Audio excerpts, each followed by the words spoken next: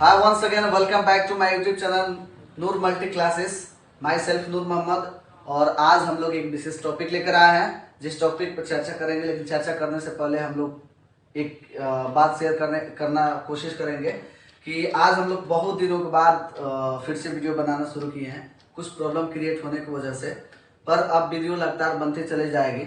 अगर जो बच्चे कोई सब्जेक्ट अपना बेहतर तैयारी करना चाहते हैं, chemistry, physics, biology, math, English, spoken, ये सारे सब्जेक्ट की तैयारी करना चाहते हैं तो नूर मल्टी क्लासेस को ज्वाइन करें, सब्सक्राइब करें और इनके वीडियो को शेयर करें, लाइक करें, ताकि हम लोग का अंदर उत्साह बढ़े, इमोशंस बढ़े, एग्रेसिव हो हम वीडियो बनाने के लिए।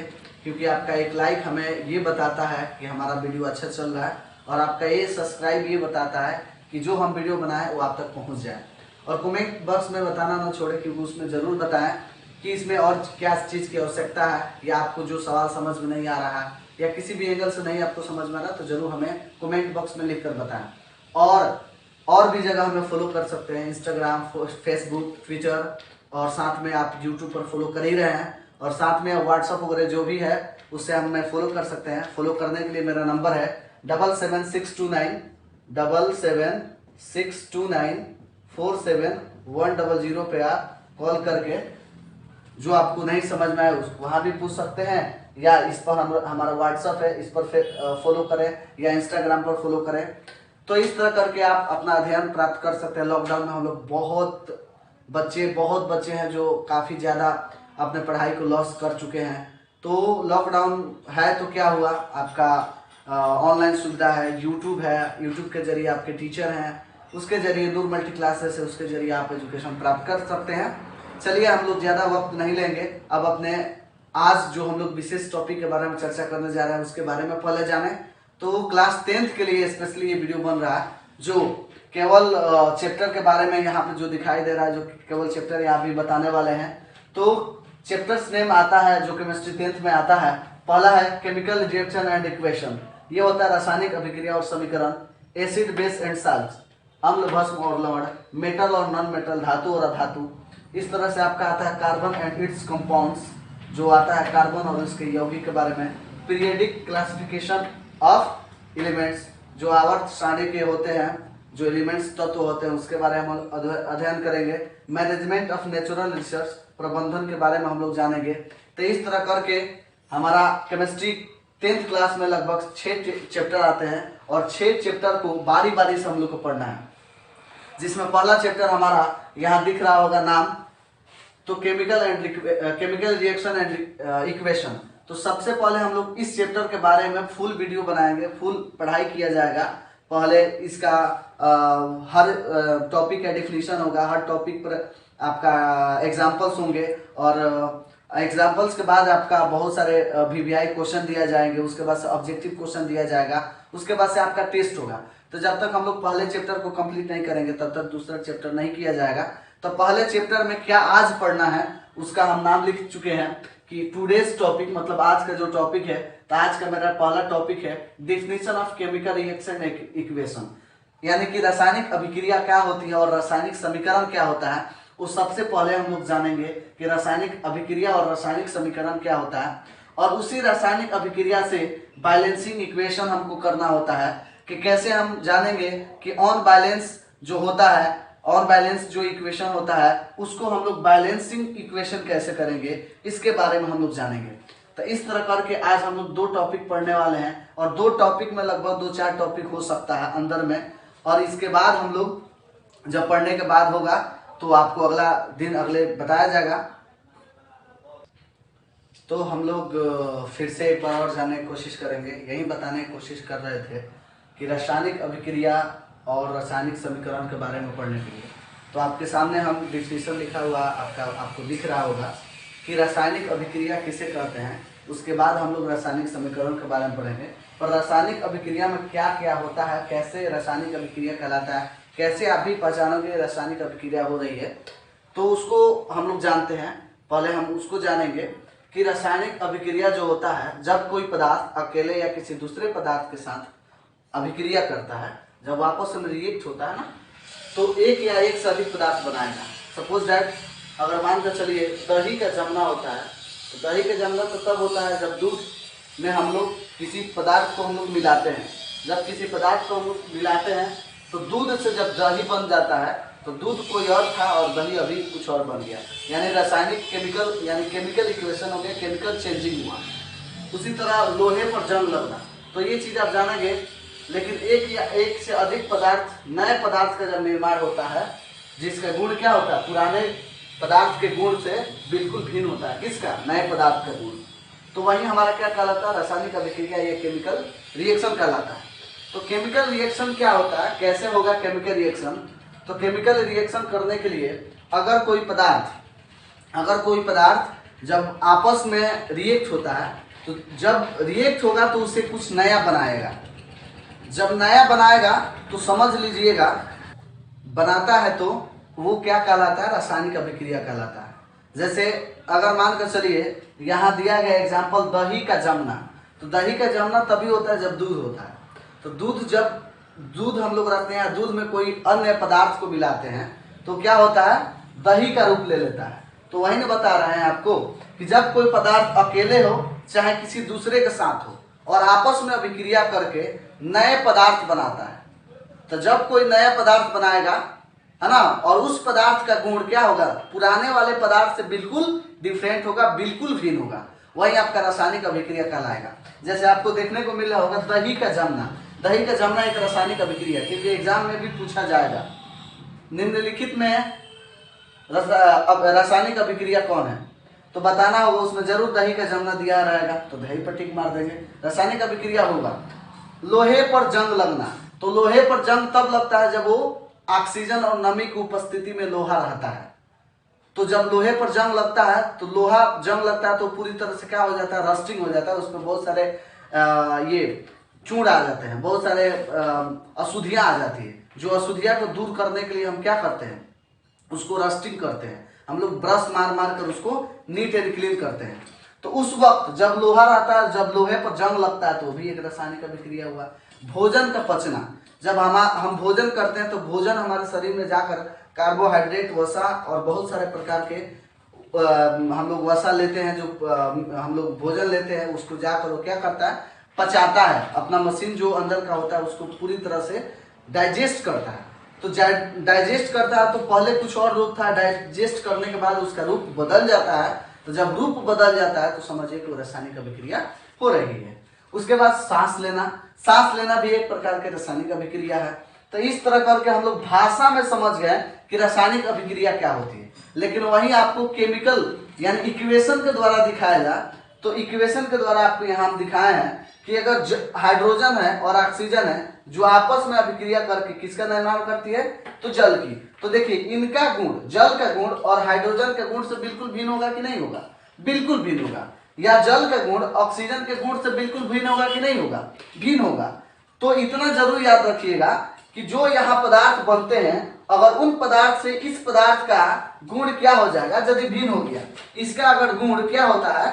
भिन्न होता है, गुण भिन्न होता है, ठीक है, इसके गुण से, ठीक है।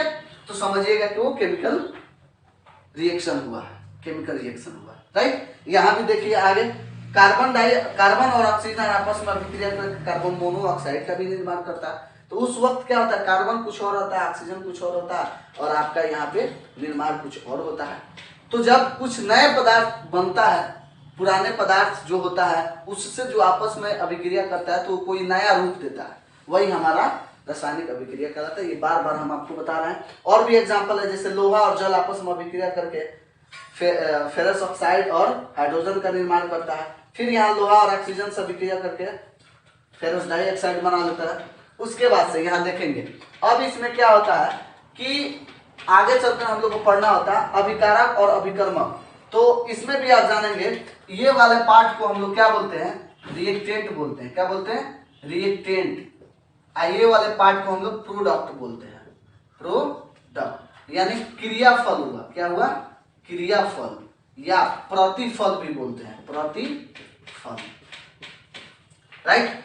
तो देखिए ये जो आपस में अभिक्रिया कराया तो ये रिएक्टेंट किया, आपस में क्या किया? रिएक्टेंट किया। और रिएक्टेंट करके क्या दिया आपको? नया एक प्रोडक्ट दिया, नया एक प्रतिफल दिया। तो जब कभी कोई आपस में अभिक्रिया करके नए पदार्थ का निर्माण करेगा तो वो क्या कहलाएगा, रासायनिक अभिक्रिया कहलाएगा। लेकिन साथ में ये भी जानिए कि रिएक्टेंट और प्रोडक्ट क्या होता है। जैसे मान के चले मैग्नीशियम और ऑक्सीजन आपस में अभिक्रिया करके मैग्नीशियम ऑक्साइड बना दिया, तो जो अभिक्रिया में भाग ले रहे हैं, जो अभिक्रिया में भाग ले रहा है वो आपको क्या कहलाएंगे, अभिक्रमक कहलाएंगे या अभिकारक कहलाएंगे या रिएक्टेंट कहलाएंगे। आज उससे जो बनता है, जिस पदार्थ का निर्माण होता है, वो पदार्थ आपका प्रतिफल कहलाता है या क्रियाफल कहलाता है। उसे इंग्लिश में प्रोडक्ट भी कहा जाता है। तो यहाँ पे हम जैसे यहाँ आप देखिए, यहाँ पहचानने में दिक्कत होगा। अब ये भी अब ये होगा कि जैसे यहाँ एक ही प्रोडक्ट है, यहाँ पे एक ही कोई प्रोडक्ट है, समझ लीजिए कैल्शियम कार्बोनेट एक प्रकार का कोई प्रोडक्ट है। लेकिन इससे क्या हो रहा है कि जब हम इसको हीट कर रहे हैं तो एक नया प्रोडक्ट बन रहा है। तो जब नया प्रोडक्ट बनेगा वो प्रोडक्ट कहलाएगा, है ना, क्रियाफल कहलाएगा। और जो भाग ले रहा है रासायनिक अभिक्रिया में वो आपका रिएक्टेंट कहलाएगा। तो यहाँ डिफिनेशन पे दिए होंगे रिएक्टेंट क्या है। ये वे पदार्थ होते हैं जो क्या करते हैं, रासायनिक क्रिया के समय क्या करते हैं, आप समय में वो क्या करते हैं, भाग लेते हैं। जब रासायनिक क्रिया होती है तो उसमें भाग लेते हैं। जैसे हाइड्रोजन और ऑक्सीजन, तो हाइड्रोजन ऑक्सीजन से दोस्ती किया, यानी हाइड्रोजन और ऑक्सीजन भाग लिया आपस में और भाग लेकर जल का निर्माण कर दीजिए। कार्बन और ऑक्सीजन आपस में भाग लिए और कार्बन मोनोऑक्साइड का निर्माण कर दिए। मैग्नीशियम और ऑक्सीजन आपस में क्रिया किए, यानी एक दूसरे को रिएक्शन में भाग लिए, है ना, रिएक्शन में जब भाग ले लिए तो मैग्नीशियम ऑक्साइड का निर्माण कर दिए। तो इस तरह करके जब कोई पदार्थ एक हो या दो हो या तीन हो, आपस में अभिक्रिया करके एक या दो या तीन नए पदार्थ का निर्माण करता है तो वही रासायनिक अभिक्रिया कहलाता है। और जो उसमें भाग लेता है, रासायनिक क्रिया के दौरान जो भाग लेता है, रिएक्टेंट कहलाता है। उस भाग लेने के बाद जो पदार्थ का निर्माण होता है उसे हम प्रोडक्ट कहते हैं। जो आपको यहाँ दिखाया गया, रासायनिक अभिक्रिया के बाद बने नए पदार्थ को प्रोडक्ट या प्रतिफल कहते हैं। तो इस तरह से हम लोग रासायनिक अभिक्रिया, प्रतिफल और अभिकारक के बारे में जाने। और अब हम लोग जानेंगे कि रासायनिक समीकरण को संतुलित कैसे करते हैं। तो उसके पहले रासायनिक समीकरण जानिए, रासायनिक समीकरण कितने भाग में डिवाइड हुए हैं तो हम उसको जानेंगे। Very good. तो अब हम लोग देखने वाले हैं कि रासायनिक समीकरण क्या है। इसके पहले रासायनिक अभिक्रिया के बारे में बहुत अच्छे से जाने लो। अब हम लोग रासायनिक समीकरण के बारे में जानेंगे। तो आपको यहाँ डिफिनेशन दिख रहा होगा कि रासायनिक समीकरण तब होता है जब अभिक्रिया में अभिकारक एवं उत्पाद की जगह पर क्या होते हैं, रासायनिक सूत्र का प्रयोग किया जाता है। और रासायनिक सूत्र क्या होता है, जैसे मान कर चलिए मैग्नीशियम को हम लोग ले लिए, किसको ले लिए, मैग्नीशियम। तो जब हम मैग्नीशियम को लेंगे तो उसके जो अणु सूत्र का प्रयोग करेंगे, जो मॉलिक्यूलर फॉर्मूला लगाएंगे या संकेत लगाएंगे, वही उसके रासायनिक सूत्र होंगे, राइट। जैसे ऑक्सीजन को अब लेना है, ऑक्सीजन को, ऑक्सीजन, राइट। तो जब हम ऑक्सीजन को लेंगे तो O2 जरूर लिखेंगे। तो जब O2 लिखेंगे और प्लस Mg लिखेंगे, राइट। तो जब हम क्या करा, अभिकारक एवं उत्पाद की जगह क्या कर रहे हैं, रासायनिक सूत्र का प्रयोग कर रहे हैं। यानी कि रासायनिक सूत्र ये हो गया आपका, राइट। ये रासायनिक सूत्र हो गया आपका, राइट। तो जब रासायनिक सूत्र का प्रयोग करेंगे वही हमारा क्या कहलाएगा, रासायनिक समीकरण कहलाएगा। जैसे आप देखेंगे Mg और O2 अभिक्रिया करके MgO बना, तो ये हमारा एक प्रकार का क्या है, रासायनिक समीकरण है। ये आपका रासायनिक समीकरण कहलाएगा। ये समीकरण आपका रासायनिक समीकरण 2 कहलाएगा, राइट। ये आपका रासायनिक समीकरण तीसरा कहलाएगा।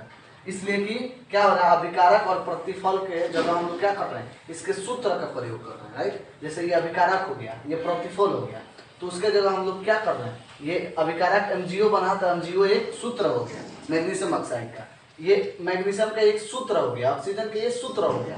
तो जो हम सूत्र का उपयोग करेंगे और उससे जो रिएक्शन बनता है, रिएक्शन बन जाता है, तो रिएक्शन नंबर 1 कहलाता है, चाहे 2 कहलाता है, वही आपका रासायनिक समीकरण कहलाता है। अब देखिए रासायनिक समीकरण तो हो गया। अब रासायनिक समीकरण को 2 भागों में बांटा गया है। पहला होता है संतुलित समीकरण, है ना, और दूसरा होता है असंतुलित समीकरण। असंतुलित को कंकाली समीकरण भी बोलते हैं, स्केलेटन इक्वेशन भी बोला जाएगा। तो आप देखिए यहाँ पे रासायनिक समीकरण, ये संतुलित समीकरण किसे कहते हैं, जिसमें अभिकारक एवं प्रतिफल में जो तत्व होते हैं उनके परमाणुओं की संख्या क्या होनी चाहिए, बराबर होनी चाहिए। जैसे मानकर चलिए यहाँ कार्बन 1 है तो इधर भी कार्बन 1 होना चाहिए। यहाँ कार्बन 2 है, सॉरी ऑक्सीजन 2 है तो यहाँ भी ऑक्सीजन 2 होना चाहिए। यानी कि दोनों साइड में, तीर के बायां साइड और तीर के दायां साइड जो संख्या होता है, जो परमाणु की संख्या होती है, वो क्या होना चाहिए, बराबर होना चाहिए, मतलब इक्वल होना चाहिए। यदि इधर 1 लीटर पानी है तो इधर भी 1 लीटर पानी होना चाहिए, इधर 10 लीटर पानी है तो इधर भी 10 लीटर पानी होना चाहिए। तो यहाँ पे देखिए, क्या ये संतुलित समीकरण नजर आ रहा? क्या कार्बन 1 है तो यहाँ कार्बन 1 है, ये सही है। ऑक्सीजन 2 है तो क्या ऑक्सीजन यहाँ कहीं 2 दिखाई दे रहा? तो नहीं दिखाई दे रहा, तो ये समीकरण संतुलित नहीं है, तो यह गलत हो जाएगा। क्या हो जाएगा? गलत हो जाएगा, ये गलत है, ये भी गलत होंगे, क्योंकि देखिए यहाँ सोडियम 1 है, यहाँ सोडियम 1 है, यहाँ क्लोरीन 2 है, यहाँ क्लोरीन 2 है, तो ये तो संतुलित समीकरण नहीं है, बैलेंस समीकरण नहीं है। तो इसको बैलेंस करना सीखेंगे, इसको बैलेंस करना सीखेंगे। अभी तो ये गलत है, और जब बैलेंस हो जाएगा तो ये सही हो जाएगा। तो बैलेंस करने के लिए सबसे पहले हम देखेंगे कि क्या इधर कार्बन 1 है तो इधर कार्बन 1 है, ठीक है। इधर ऑक्सीजन कितना है? 2 है, तो क्या इधर ऑक्सीजन 2 है? तो नहीं है। तो कभी भी इधर नंबर भरने के लिए नीचे नहीं भरा जाता है, उसके आगे भरा जाता है। अब तो ये दोनों एक साथ हो गया है, एक जात का हो गया है।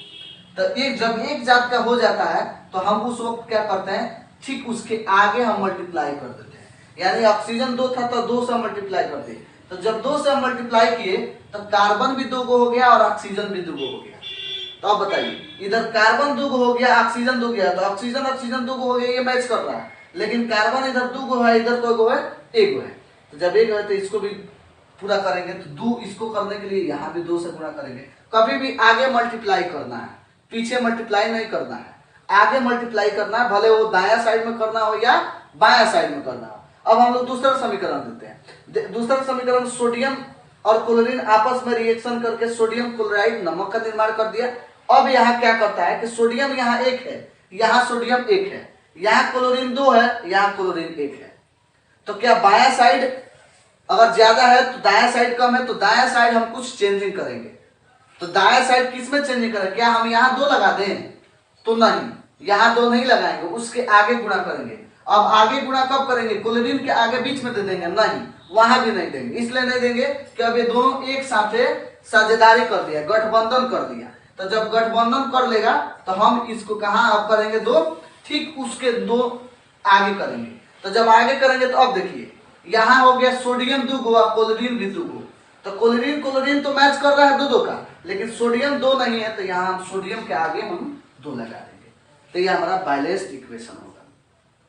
उसी तरह यहाँ देखेंगे, अब देखिए यहाँ नाइट्रोजन 2 है या हाइड्रोजन 2 है, यहाँ देखिएगा हाइड्रोजन 3 हो गया, नाइट्रोजन 1 हो गया, तो अनबैलेंस होगा ये। अगर संतुलित नहीं है तो असंतुलित होगा, और यदि संतुलित हो जाएगा तो संतुलित ही समीकरण कहलाएगा। तो अब देखिए यहाँ नाइट्रोजन 1 है, तो यहाँ आप लिख सकते हैं, अगर आपको लिखना है बाएं साइड में यहाँ नाइट्रोजन 1 है तो यहाँ 2 है तो यहाँ 1 है, यहाँ हाइड्रोजन 2 है तो यहाँ 3 है। तो इसको संतुलित करने के लिए क्या करेंगे? यदि हम यहाँ 2 लगा देते हैं तो 2 तो हमारा ये हो जाएगा, राइट, 2 को नाइट्रोजन हो जाएगा, 2 को नाइट्रोजन यहाँ भी हो जाएगा। लेकिन अब देखिए ये 3 है, 2 गुणा करके हाइड्रोजन को 6 कर दिया। तो यहाँ पे अब 6 करने के लिए क्या करेंगे? इसके नीचे 3 से गुणा कर देंगे? नहीं, इसके नीचे 3 से नहीं गुणा करेंगे, इसके आगे 3 से गुणा कर देंगे। तो 3 दूना 6 को हाइड्रोजन, तो 2 3 6 को हाइड्रोजन, 2 को नाइट्रोजन तो 2 को नाइट्रोजन। ये आपका बैलेंस्ड इक्वेशन कहलाएगा। तो बैलेंस इक्वेशन कैसे हुआ आप जानिए। दोनों तरफ अभिकारक में और प्रतिफल में दोनों तरफ क्या होना चाहिए? परमाणुओं की संख्या बराबर होना चाहिए। यदि बायां साइड यानी तीर के बायां साइड इधर अगर 2 लीटर पानी है तो तीर के दायां साइड भी आपको 2 लीटर पानी देना है। अब हम लोग चलते हैं असंतुलित समीकरण। तो असंतुलित समीकरण को कंकाली समीकरण भी कहते हैं। तो असंतुलित का अंग्रेजी अनबैलेंस होता है, कंकाली का अंग्रेजी हो जाएगा स्केलेटन, राइट। तो कंकाली का मतलब सच में वो कंकाल रहता है। इट मीन्स अगर इधर 2 गो है तो उधर 1 गो रहता है, इधर 4 गो है तो उधर कहीं 5 गो रहता है, इधर 2 गो है तो उधर 7 गो रहता है। तो कहीं ना कहीं उधर कंकाल वो बन रहा है। कंकाल का मतलब एकदम खाली हाथ हो जाना। तो खाली हाथ हो जाने का मतलब इसे समझ में आ रहा है कि जरूर कंकाल है, ये कहीं ना कहीं इसका खपत कम है या खपत ज्यादा भी हो उससे मतलब नहीं है, लेकिन कहीं ना कहीं उसका मात्रा कम है, उसका नंबर कम है। तो सेम उसी तरह है, बस संतुलित समीकरण का डिफिनीशन जिसको याद होगा ना, उसमें एक जगह 9 लगा देना है, डिफिनीशन आपका असंतुलित का प्राप्त हो जाएगा। जैसे वैसा रासायनिक समीकरण जिसमें अभिकारक एवं प्रतिफल विभिन्न तत्वों के परमाणुओं की संख्या बराबर न हो। यहाँ क्या लिखा गया, बराबर न हो, इस पर फोकस करना है। तो जब बराबर नहीं होगा तभी तो असंतुलित समीकरण कहलाएगा ना, तभी तो कंकाली समीकरण कहलाएगा ना। तो देखिए कंकाली कैसे हो रहा है, यहाँ देखिए, यहाँ फेरस क्या हो रहा है, यानी कि आयरन क्या कर रहा है, हाइड्रोजन सल्फेट से यानी सल्फ्यूरिक अम्ल से अभिक्रिया करके फेरस सल्फेट तथा हाइड्रोजन बना लिया। अब बताइए यहाँ फेरस 2 है, यहाँ 1 है, तो असंतुलित है। तो हमको असंतुलित ही रहने देना है, उसको संतुलित नहीं करना, उसमें कोई छेड़खानी नहीं करना है। अब यहाँ देखिए मैग्नीशियम 1 है, यहाँ मैग्नीशियम 1 है, यहाँ ऑक्सीजन 2 है, यहाँ 1 है, वैसा ही छोड़ देना, इसलिए कि असंतुलित हम बता रहे हैं, संतुलित नहीं करना है। तो जिस तरह रिएक्शन आता है और उसमें कोई चेंजिंग नहीं करते हो, वो दिख रहा है कि उधर 4 है इधर 2 है, तो असंतुलित कहलाएगा। वो भले यहाँ बोर्ड में देखो या किताब में देखो, राइट। वहाँ अगर यहाँ भी देखिए सेम समीकरण दी है, N2 यहाँ है, H2 यहाँ है, यहाँ नाइट्रोजन 1 है, यहाँ 2 है, तो ऑलरेडी असंतुलित है। तो असंतुलित पहचान में आ जाएगा ना, तो जब असंतुलित पहचान में आ जाएगा तो संतुलित करने आ जाएगा। तो संतुलित करने के लिए हम लोग बहुत सारे समीकरण को देखेंगे, संतुलित करने के लिए बहुत सारे समीकरण देखेंगे, और संतुलित करना भी आप लोगों को सिखाया जाएगा। जैसे यहाँ हम 3 गो एग्जाम्पल लेकर सिखा दिए, और भी आप लोगों को थोड़ा सा 2-4 गो एग्जाम्पल देंगे और सवाल देंगे कि संतुलित कैसे करना है। जरूर उसको बनाकर हमें कमेंट बॉक्स में जरूर बताइएगा, और साथ ही साथ जितना भी आज पढ़ाई हो रहा है उसको जरूर याद रखिएगा, और इसको पॉज करके या जिस तरह भी करके आप इसके लिख लीजिएगा। तो हम लोग अभी पढ़ेंगे संतुलित समीकरण करना सीखें। तो हम लोग अब देखेंगे रासायनिक ये संतुलित समीकरण करना सीखे, यानी संतुलित समीकरण हम लोग कैसे करेंगे। तो संतुलित समीकरण में आप लोग का एक यहाँ रिएक्शन दिख रहा होगा, एक इक्वेशन या रिएक्शन, यानी हाइड्रोजन और ऑक्सीजन आपस में रिएक्शन करके जल बनाया, और जब जल बना दिया तो वो इक्वेशन भी कहलाएगा, समीकरण फर्स्ट हो जाएगा, चाहे जो भी उसको नंबरिंग कर दीजिए। अब हम लोग सीखने वाले हैं क्या, समीकरण को संतुलित कैसे करें। तो अब देखिए यह आपका तीर है, तो समझिए कि ये बराबर है, क्या है, बराबर है, राइट, बराबर है। अब बराबर मतलब ये समझ लीजिए बॉर्डर एक है, क्या है, बॉर्डर, इसको बॉर्डर ही मान लीजिए, राइट। बॉर्डर के इस साइड आप समझ लीजिए कि ये पाकिस्तान है, राइट, पाकिस्तान, पाकिस्तान, ठीक है। और यहां आपका हो गया हिंदुस्तान, हिंदुस्तान माने बॉर्डर के इस साइड, आइए बॉर्डर के इस साइड पाकिस्तान हो गया। तो अब बताइए बॉर्डर ऐसा खींच दीजिए, खींच दिए। अब बताइए यह हाइड्रोजन हो गया, हाइड्रोजन में कितने परमाणु हैं, 2, और यहाँ ऑक्सीजन में कितने परमाणु हैं, 2, राइट, दोनों में 2-2 परमाणु है। अब हिंदुस्तान में हम लोग चलते हैं, यानी कोई मान के चलो ये कोई आदमी है, जैसे मान के चलो हरकेश है, ये ओम है, तो हरकेश के पास 2 गो गन है, और ओम के पास 2 गो गन है, राइट। अब हम लोग इधर चलते हैं, इधर हो गया, इधर भी कोई हरकेश है जिनके पास 2 गेम है, और इधर भी कोई ओम है उनके पास 2 एक ही गन है। तो अब हमको बराबर करना है दोनों साइड। तो जब हमको बराबर करना होता है ना, तो देखिए घटा है इधर, तो इधर में जोड़ेंगे कुछ ना कुछ, तो इधर जोड़ेंगे, तो इधर ऑक्सीजन को 2 करने के लिए हम इसमें 2 से गुणा करेंगे। तो देखिए केवल इसमें 2 से गुणा नहीं होगा, बल्कि ये दोनों एक में मिल जाता है, क्योंकि दोनों एक पार्ट का ना है। तो हम अगर इसमें गुणा करेंगे, एक में अगर 2 से गुणा करेंगे, इसका मतलब 2 में भी 2 से गुणा होगा, इस चीज को ध्यान देना है। तो 2 में 1 से गुणा करेंगे 2, यानी अब ओम के पास 2 हो गया, लेकिन हरकेश के पास कितना हो जाएगा, 4 हो जाएगा, क्योंकि 2 इसमें भी गुणा करेगा।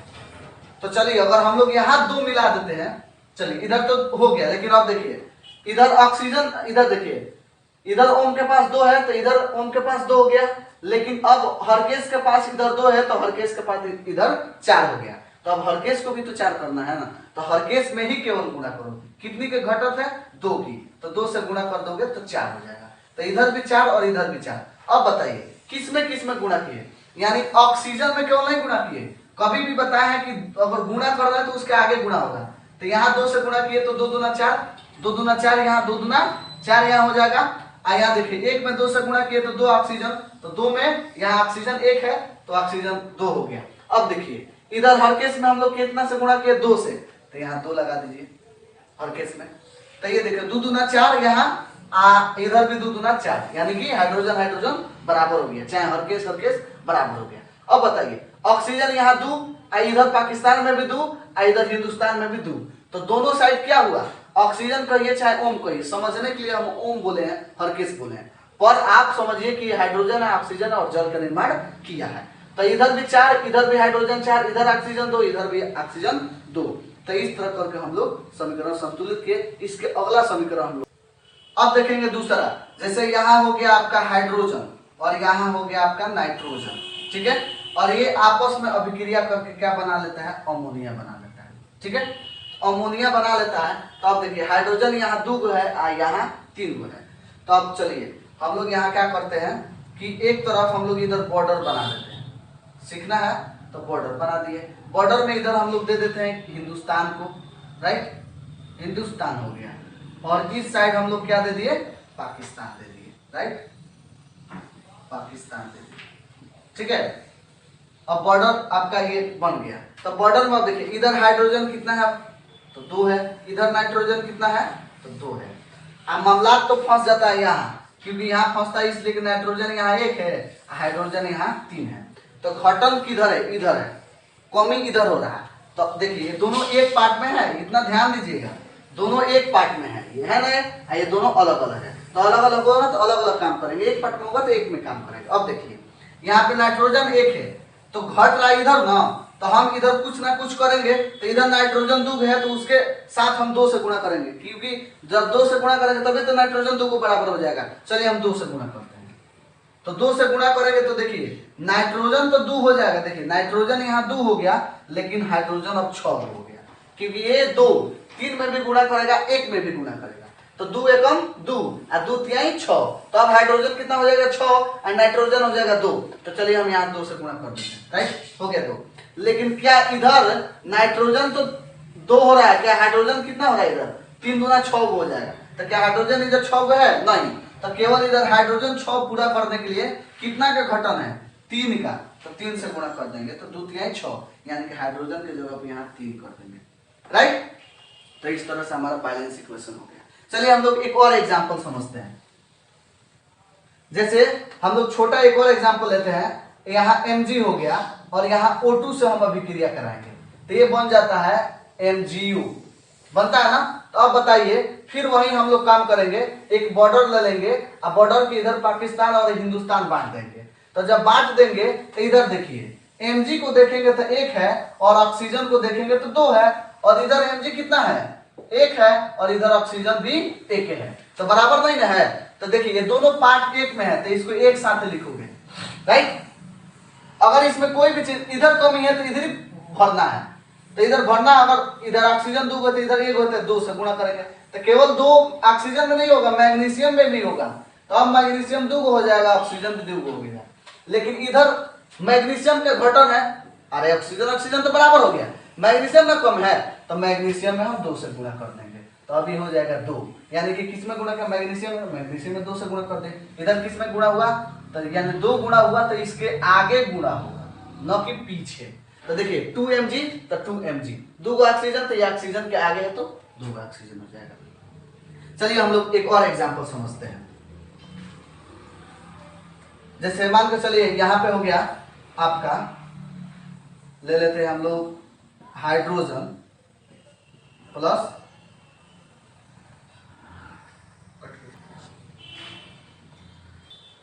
हम लोग एक और एग्जांपल समझते हैं 4 नंबर में, जैसे CH4 हो गया, और ये क्या करता है, ऑक्सीजन से रिएक्ट करता है, ठीक है, तो ये बना देगा आपका कार्बन डाइऑक्साइड और यहाँ जल बना देगा, राइट।